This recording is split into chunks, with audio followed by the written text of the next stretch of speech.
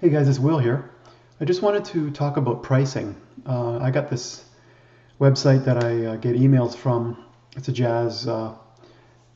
jazz improvisation sort of site, learning lessons and stuff like that. And there's an interesting approach they have to pricing that I thought we could talk about. And you could use this in your own pricing if you have products. So if you haven't read the book Predictably Irrational, it talks about how we are kind of irrational in our approach to making decisions and a lot of times in consumer decisions.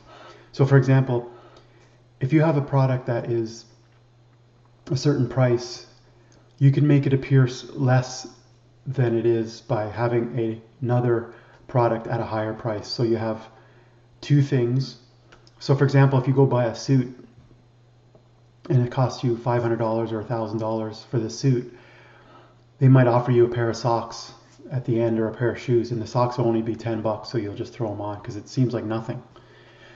So they call that a price anchor a lot of times. If you have something that you want to sell, you could potentially have a higher priced offering. So for example, if you had an ebook, you could offer like one-on-one phone coaching or a course or something, and that would be quite a bit more money. But they might reject that and just purchase the ebook. It's not really anything unethical, but it just talks about you might have multiple offerings. You're supposed to have multiple offerings at different prices. So you have lower priced ebooks, maybe some courses or coaching that could go up into hundreds of dollars. Maybe an event like a real event in somewhere local that could be even thousands of dollars. So you want to have a range of prices, but when you put them right on the same page, we often make decisions. And let me give you an example of this jazz situation. So they have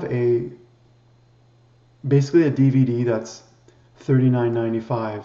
Now that might appear to be high if you looked at it in isolation, because a DVD nowadays, isn't that expensive. It doesn't take much to make one of these. But what they do is they have this gradation here of $19.95. You get 24-hour access online to this lesson, and then for 10. So then you look at this and you go, well, that's great, $19.95, but after 24 hours, I lose access to this lesson and I don't get the PDFs or anything. So then you think, well, for only $10 more, I get a whole year access and I get the PDFs and MP3s. So there's just that incremental increase in $10 to get a whole year plus the download. So you're thinking, well, I'll do that. But just for $10 more than that, you can get the full DVD, which is this one. So, I mean, if you look at this online video version, you're probably not going to do this if it's the same as getting the DVD. So there's a logic to this. In a sense, it leads you from the lower price thinking, well, that's great for 24 hours, but I want a longer version. I want to get access longer.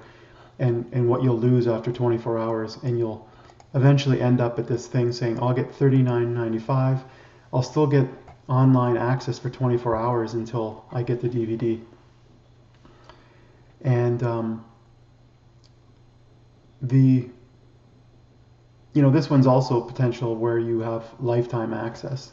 So you see, there's multiple things going on where it's just $10 increments, and you also think, well, after a day or 12 months, I'll lose access to this. And with DVDs kind of on their way out, essentially, online is, lifetime would probably be fairly attractive. But you might decide you only want to go for 12 months because by then you probably learn the stuff. But you can see how in the past I would generally lead towards the DVD because I get the online version for a day. Now, one thing I noticed, I'm in Canada. It took quite a while to get the DVD. So because I ordered this before, I might think, well, after 24 hours, I lose it. I have to wait until that DVD arrives, which could be a week or two. So that would make potentially this one better. And with DVDs kind of going out, in my opinion, I don't usually use DVDs very much. The online version might be the best way to go, but you can see here how if you just had a DVD or online for $39.95, that might appear to be high for somebody, but they give you these options here. They also highlight this one, which is the one they kind of want you to go with. See how it stands out here. So just some ideas for you if you have multiple products, is to put them side by side. You don't want to have too many choices, because then eventually, like if I start thinking about 4 choices and I end up getting confused, I might walk away and not actually purchase. So it's a bit of a balancing act. You don't want to have too many options, and then people will get overwhelmed and eventually maybe not even buy anything. So maybe 2 or 3 options would be ideal. And if you want to check out that book, Predictably Irrational, that is pretty cool, because it shows some typical scenarios that we tend to get ourselves in. Just thought I would help you talk a little bit about pricing, and let me know what you think. See you guys.